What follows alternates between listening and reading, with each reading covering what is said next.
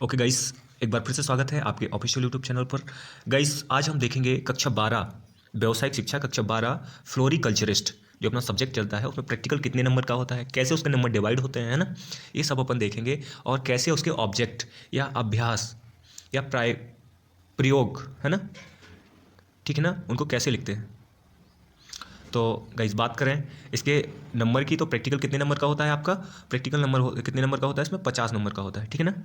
Total practical 50 number का होता है। थ्योरी कितने नंबर की होती है, 50 नंबर की। तो 50 की थ्योरी होती है, 50 का प्रैक्टिकल होता है। अब प्रैक्टिकल 50 नंबर का होता है तो उसमें कैसे नंबर डिवाइड होते हैं, ठीक है ना। तो आपका प्रोजेक्ट वर्क, जो पोर्टफोलियो फाइल, एक फाइल बनती है पोर्टफोलियो फाइल जिसे बोलते हैं, और प्रोजेक्ट वर्क ये कितने नंबर का होता है, 15 नंबर का होता है। प्रैक्टिकल असेसमेंट, असेसमेंट जो एग्जामिनर आता है वो असेसमेंट करवाता है, वो आपका 35 नंबर का होता है, ठीक है ना गाइस। तो इसके आपके 35 नंबर होते हैं, 35 में जितने आपको प्राप्त होंगे वो आपको देगा। और हाथ का कौशल, प्रैक्टिकल रिकॉर्ड, जो आपको लिखना है प्रैक्टिकल में, रिकॉर्ड बनाना है ना। तो ये कितने आपको ऑब्जेक्ट लिखना है, ठीक है ना। तो ये मैं आपको इस वीडियो में वो भी बताऊंगा कितने सारे लिखना है कक्षा 12 में, है ना। तो रिकॉर्ड आपको बनाना है, प्रैक्टिकल रिकॉर्ड, जिसके कितने नंबर है, 25 नंबर है, ठीक है ना गाइस। तो ये 25 नंबर आपके रिकॉर्ड के रहते हैं। 10 नंबर आपके वाइवा के रहते हैं, मौखिक वाइवा होता है जिसके 10 नंबर रहते हैं, ठीक है। तो वाइवा भी एग्जामिनर लेगा जो प्रैक्टिकल लेने आएगा। और उत्तीर्ण होने के लिए मार्क्स कितने चाहिए होते हैं, 17 चाहिए होते हैं, ठीक है। टोटल कितने नंबर का हो गया आपका, 50 नंबर का। 50 नंबर में जो आप प्राप्त करेंगे वो आपको मिल जाएगा।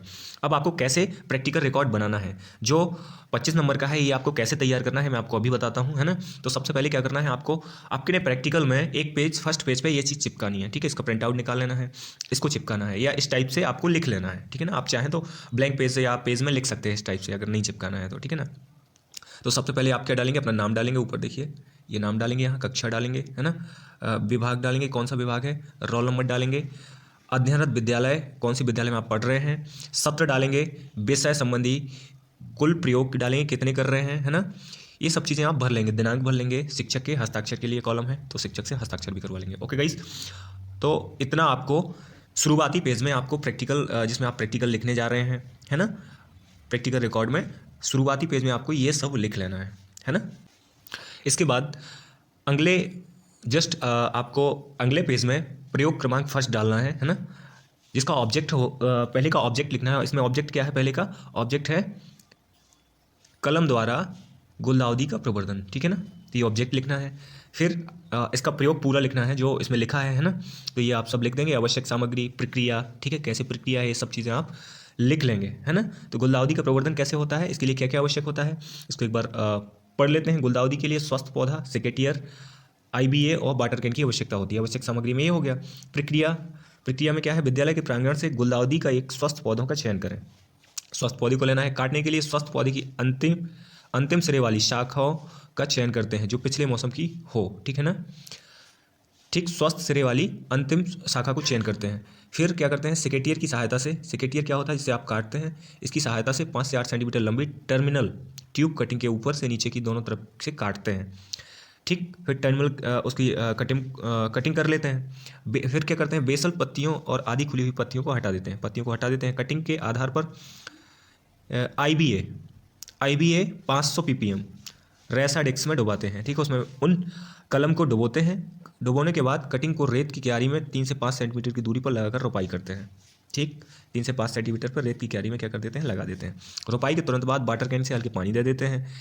इससे 3 से 4 सप्ताह तक नियमित रूप से प्रतिदिन सिंचाई करते हैं। लगभग 4 सप्ताह बाद अंकुरण अंकुरण का तथा पत्तियां निकल आती हैं। उसमें क्या होता है, अंकुरण आ जाता है, पत्तियां निकल आती हैं। फिर अब दूसरी जगह पर रोपित करने के लिए गमले को तैयार करते हैं। तैयारी के लिए गमले में इस कलम को ले जाकर प्रतिरोपित कर देते हैं, ठीक है ना। ऐसे आप गुलदाउदी का प्रवर्धन कर लेते हैं, ठीक। आप चाहें तो घर में भी कर सकते हैं प्रयोग ये, है ना। और आपको अपने प्रैक्टिकल रिकॉर्ड में ये चीज़ लिखना है फर्स्ट प्रयोग क्रमांक में, है ना।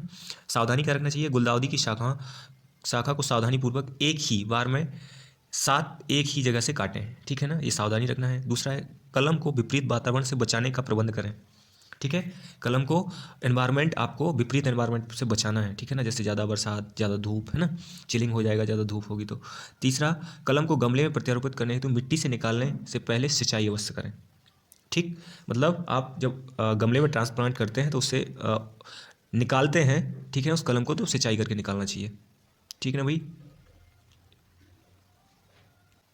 ये आप लोग देख सकते हैं, इस तरह से इसकी कटिंग ले लेते हैं। कटिंग में दिखाया गया है, ये कटिंग ली गई है। इसको गमले में लगाया गया है, इस तरह से ये पौधा तैयार हो जाता है, ठीक है ना। परिणाम में क्या है, इस प्रकार गुलदाउदी की कटिंग से गुलदाउदी के पौधे प्राप्त हो गए, परंतु कटिंग के लिए गई शाखाओं में से केवल 35% कटिंग ही दूसरे पौधे में परिवर्तित हुई है। कितनी परसेंट?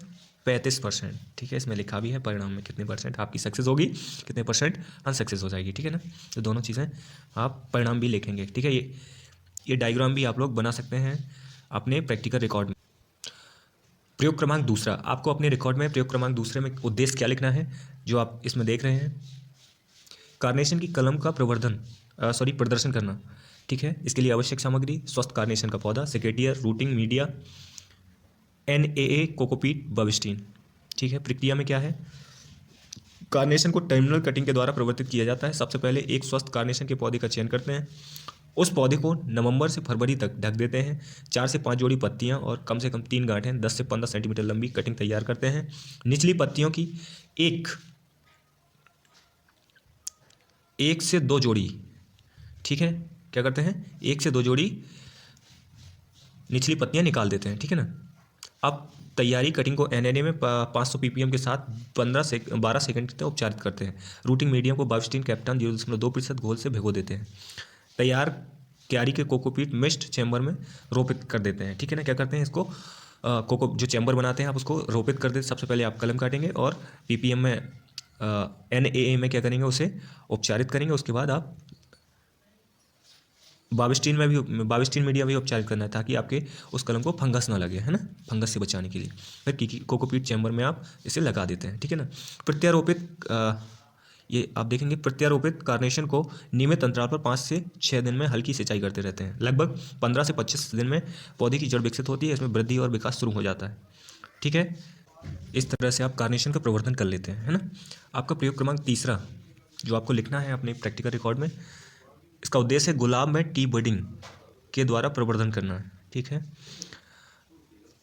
आवश्यक सामग्री क्या है, बडिंग चाकू, बडिंग कम ग्राफ्टिंग चाकू होती है, उसको लेना है। पॉलीथीन स्ट्रिप्स, गुलाब का पौधा, साइन रूट स्टॉक के लिए, ठीक है, स्ट्रिप्स लेना है। साइन रूट स्टॉक के लिए गुलाब का पौधा लेना है। ये सब चीज़ें मैं बताता हूँ क्या होता है। तो क्रियाविधि इसकी पढ़ लेते हैं। सबसे पहले एक वांछित गुण वाले गुलाब के पौधे का चयन करते हैं। वांछित गुण अच्छे गुण वाले, है ना। कली के पत्तों सहित एक शाखा को निकालते हैं। बर्ड को साइन से निकालकर जल्द से जल्द रूट स्टॉक में स्थापित करना चाहिए। कांटों को हटा देते हैं। डंठल का भाग छोड़कर पत्तियों को काट देते हैं।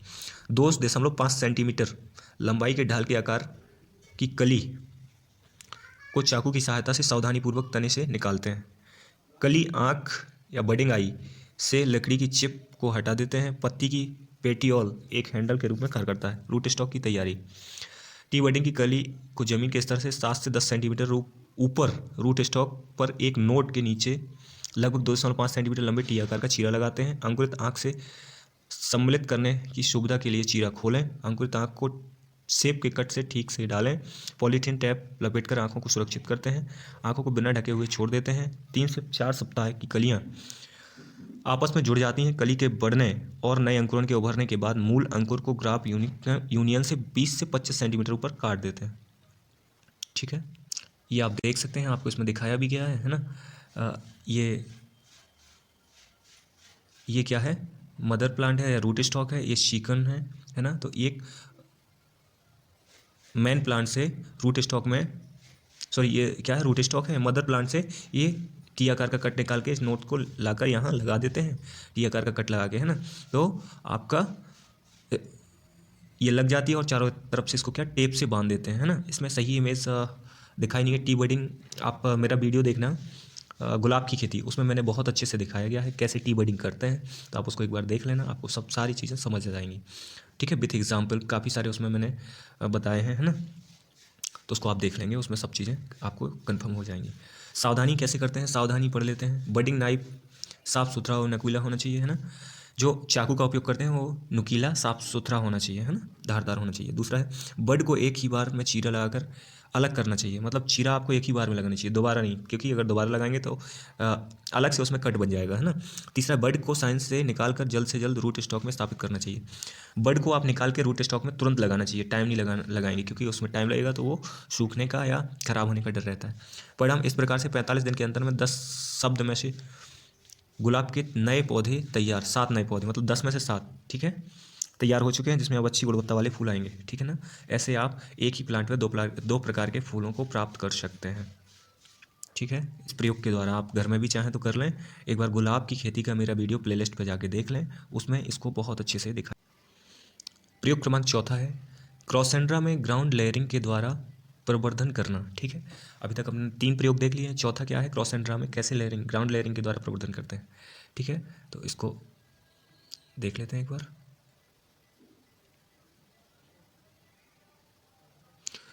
इसको पढ़ लेते हैं। उद्देश्य क्या है, क्रॉसेंड्रा में लेयरिंग को प्रवर्धन करना, है ना। आवश्यक सामग्री क्या है, चाकू, पत्थर, टुकड़ा, हुक, खूट, पॉलीथीन बैग, सेकेटियर, माचिस, इन सब की आवश्यकता पड़ती है। प्रक्रिया कैसे इसको करते हैं, है ना, इस प्रयोग को। तो सबसे पहले एक स्वस्थ डिप्लॉइड क्रॉसेंड्रा के पौधे का चयन करते हैं। पौधे में से एक लचीली शाखा का चयन करते हैं जो ज़मीन स्तर तक पहुंच सके, ठीक है। लेयरिंग करना है, चूँकि ज़मीन से पहुंचना चाहिए उसकी शाखा। लचीली शाखा को सावधानीपूर्वक नीचे की और धीरे धीरे मोड़ते हैं। गांठ के नीचे चाकू की सहायता से 2 सेंटीमीटर का चीरा लगाते हैं। चीरे में माचिस की तीली डाल देते हैं। शाखा में से उन पत्तियों को हटा देते हैं जो हिस्सा जमीन के नीचे जाएगा। चीरा लगाए गए भाग को मिट्टी के नीचे दबाते हैं। मदर प्लांट की आवश्यक पोषक तत्व प्रबंधन करते हैं और नियमित अंतराल पर सिंचाई करते हैं। कुछ दिनों बाद पर्याप्त जड़ बनने के बाद पत्तादार पौधा अलग हो जाता है। परतदार पौधा पौधे को मिट्टी के मिश्रण के साथ पॉलीथिन बैग में उगने के लिए रखते हैं। नए पौधे को हल्की सिंचाई देते रहते हैं। लगभग 1 हफ्ते में पौधा रोपण हेतु तैयार हो जाता है, ठीक है। 15x15x15 सेंटीमीटर के गड्ढे 90x90 सेंटीमीटर की दूरी पर पौधों को लगा देते हैं, ठीक है। इस तरह से क्या करते हैं, ये आप लोग देख सकते हैं, है ना, देख सकते हैं कैसे क्रॉसेंड्रा को लेयरिंग के माध्यम से लगाया गया है ना। इस तरह से लेयरिंग मेथड है। ऐसे आप इसको ज़मीन से ऐसे लगा देंगे तो यहाँ से जड़ आना स्टार्ट हो जाएंगी, है ना। तो यहाँ से क्या करेंगे, आप इसको कट कर देंगे, ठीक। यहाँ से कट कर देते हैं। कट करने से क्या लाभ होता है, फिर ये नया पौधा, ये वाला पौधा एकदम नया तैयार हो जाता है, ये मदर प्लांट से अलग हो जाता है, ठीक है। ऐसे आप क्रॉसेंड्रा में लेयरिंग कर सकते हैं। सावधानी पढ़ लें, लेयरिंग के लिए स्वस्थ पौधा एवं लचीली शाखा का चयन करें। चीरा लगाने के बाद मदर प्लांट को आवश्यक पोषक तत्व तथा नियमित अंतराल पर सिंचाई कर सके आवश्यक करें, ठीक है। प्रयोग क्रमांक 5वां, ठीक है। चौथा अपना हो गया, इतना ही करना है। पाँचवें में क्या करना है, इसका उद्देश्य क्या है, वार्षिक पौधों को तैयार करना, है ना। तो वार्षिक पौधों को कैसे तैयार करते हैं, ठीक। तो वार्षिक पौधों को कैसे तैयार करते हैं, आवश्यक सामग्री में वार्षिक पौधे के बीज चाहिए हैं, पानी की कैन चाहिए, मापने वाला टैप, खुरपी, रेत, नोटबुक, छोटे आकार का सीमांकन बोर्ड आदि की आवश्यकता होती है, ठीक है। क्रियाविधि कैसे करते हैं, अच्छी तरह से सड़ी हुई FIM या बर्मी कंपोस्ट मिलाकर 5 सेंटीमीटर की ऊपरी सतह को ठीक रखते हैं हुए सुरक्षित स्थान पर नर्सरी तैयार करते हैं। फिर वार्षिक पौधों का चयन उस उद्देश्य के अनुसार करते हैं जिसके लिए उन्हें उगाया जा रहा है। पौधे की आवश्यकता अनुसार बीजों की मात्रा की गणना करते हैं। बीजों को बोने से पहले कार्बेंडाजिम 2 ग्राम प्रति किलोग्राम बीज, क्लोरोपाइरीफास 5 मिलीलीटर प्रति किलोग्राम बीज से उपचारित करते हैं, ठीक है। ऐसे बीज को उपचारित कर लेते हैं। तैयार उठी हुई क्यारियों के